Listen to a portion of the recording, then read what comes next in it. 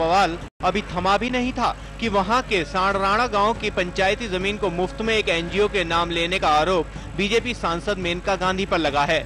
आरोप है कि साल 1996 में हरियाणा में जब हरियाणा विकास पार्टी और बीजेपी के गठबंधन की सरकार थी, तब सांडराणा गांव की पंचायती जमीन को मुफ्त में बीजेपी सांसद मेनका गांधी की संस्था पीपल फॉर एनिमल्स को दे दी गई।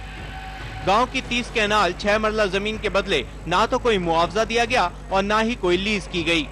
जबकि अधिकारियों का कहना है कि गांव की पंचायती जमीन को अक्सर पट्टे पर दिया जाता है ताकि ग्राम पंचायत में विकास के लिए पैसा आता रहे। हालांकि ये दी गई है गवर्नमेंट की नीति के हिसाब से, लेकिन पंचायत के हित में ये होता है कि यदि लीज पर दी जाए तो पंचायत को एक रेगुलर इनकम आती है जिससे पंचायत के विकास के कार्य भी हो सके। लेकिन गिफ्ट में देने से पंचायत को ये नुकसान होता है कि पंचायत को कोई रेगुलर इनकम नहीं आती। जिला उपायुक्त ने 5 जुलाई 1996 को राज्य सरकार को एक प्रस्ताव भेजा था जिसमें पीपल फॉर एनिमल्स को करीब 4 एकड़ जमीन मुफ्त में देने की बात कही गई थी, जिस पर 26 नवंबर 1996 को विकास एवं पंचायत विभाग के तत्कालीन आयुक्त एवं सचिव ने मंजूरी दे दी और जमीन पीपल फॉर एनिमल्स को दे दी गई। उल्लावास गांव के लोगों ने जब हुड्डा सरकार पर गलत तरीके से जमीन अधिग्रहण का आरोप लगाया तो बीजेपी के पूर्व अध्यक्ष राजनाथ सिंह ने हुड्डा सरकार बर्खास्त करने की मांग कर डाली और जब इस नए उजागर की बात आई तो उनका जवाब कुछ ऐसा था कि कोई चैरिटेबल ट्रस्ट हो अथवा कोई एनजीओ हो जिसको भी उसको जमीन की आवश्यकता है, ये खरीद सकता है, किसी से ले सकता है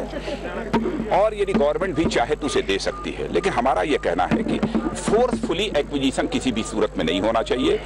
और किसी एनजीओ अथवा किसी ट्रस्ट के द्वारा यदि किसानों की जमीन ली जाती है तो वह उनकी सहमत से, उनकी कंसेंट से उचित कीमत पर ली जानी चाहिए।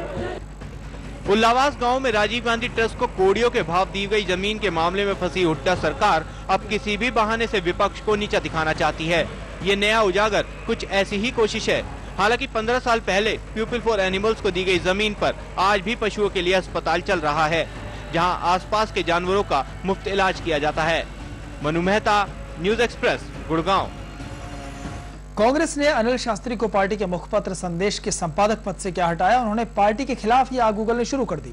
अनिल शास्त्री ने भ्रष्टाचार के मुद्दे पर सीधे प्रधानमंत्री को कटघरे में खड़ा करते हुए कहा कि अगर मेरे पिता